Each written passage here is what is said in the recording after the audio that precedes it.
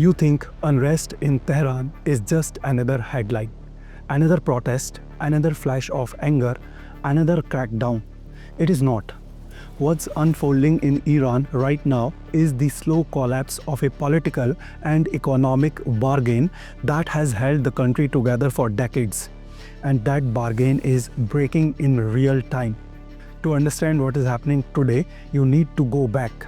After the 1979 revolution, Iran replaced monarchy with a theocratic republic built on ideology, control, and sacrifice.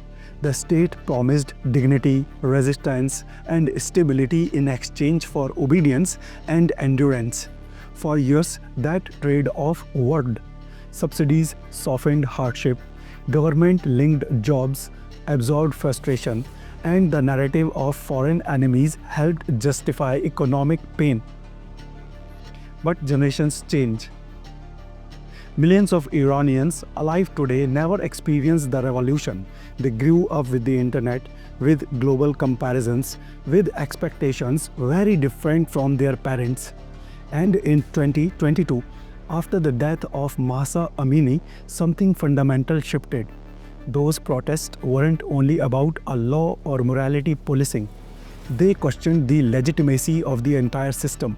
The regime survived, but it never fully recovered its moral authority. That was the warning sign. Now comes the trigger.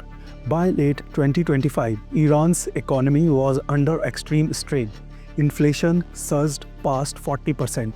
The national currency collapsed to historic lows. Everyday survival became harder even for traditionally loyal groups. Traders, shopkeepers, small business owners. And when the bazaars shut down, something snapped. Merchants closed their shops and walked into the streets. What began as economic protest, anger over prices, currency collapse, and financial ruin quickly spread across cities.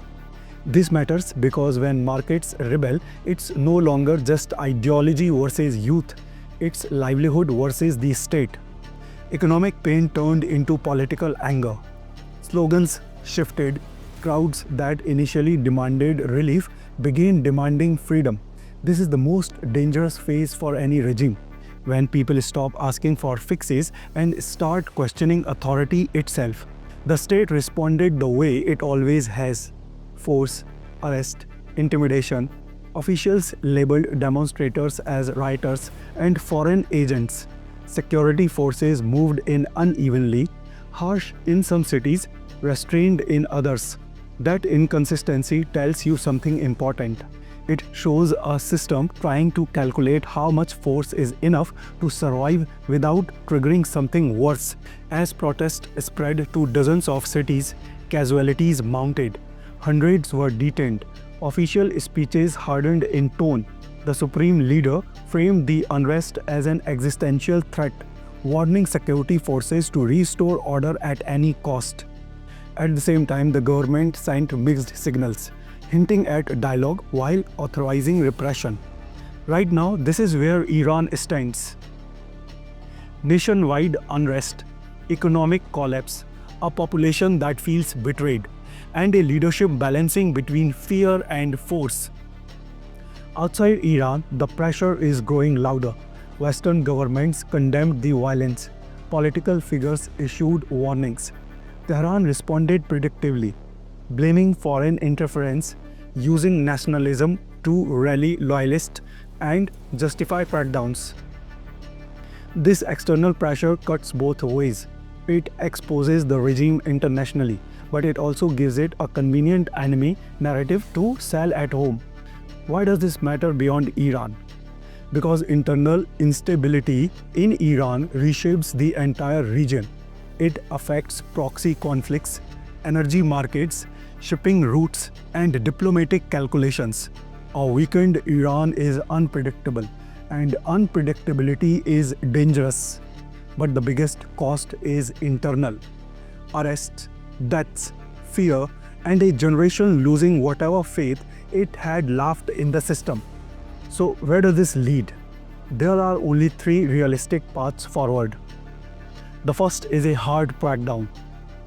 The state overwhelms the streets with force. Protests fade temporarily. Order returns on the surface, but resentment deepens underground. This doesn't solve the problem, it postpones it. The second is limited concession, economic band-aids, subsidies, symbolic reshuffles, enough relief to calm traders and fracture protest momentum. This buys time, not stability. The third and most dangerous is sustained unrest. Protests persist, local authorities lose control, security loyalty weakens, power fragments, not an overnight collapse, but a prolonged period of instability where the center struggles to hold the edges. Which path Iran takes depends on two things: how far the regime is willing to escalate violence, and whether protests evolve from spontaneous anger into organized, sustained resistance. Over the coming days, watch the currency. Watch for strikes beyond markets, transport, energy, logistics. Watch the security forces, not just what they do, but what they hesitate to do. Watch internet restrictions and watch for defections, even symbolic ones. Because revolts don't announce their outcomes in advance, they reveal them slowly. What you are witnessing in Iran is not chaos for its own sake. It's pressure, economic, political, generational, reaching a breaking point. And whatever comes next will not stay contained within Iran's borders. This story isn't over. It's just entering its most dangerous phase.